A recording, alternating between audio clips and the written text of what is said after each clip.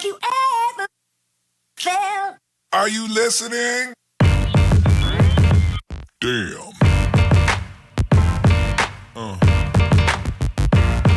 Yeah.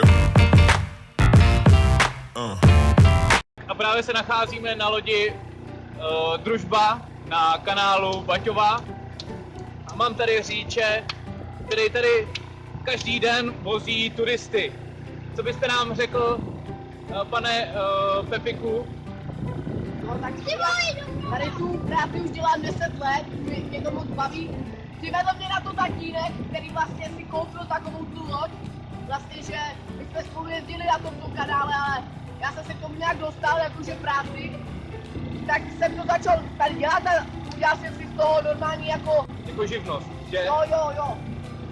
A teď to dám na památku trávu. Krásně. Koukněte se, co nám dal pan Pepík. Pan Pepíno. Máte ode mě za pozornost, tako. No, mě to upadlo.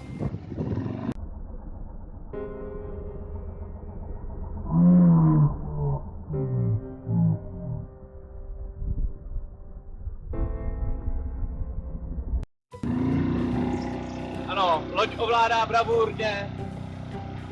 Svojí pravačkou. I kdyby se to mělo provádět levačkou, já to dělám pravačkou. Jestli to dělá tak grip.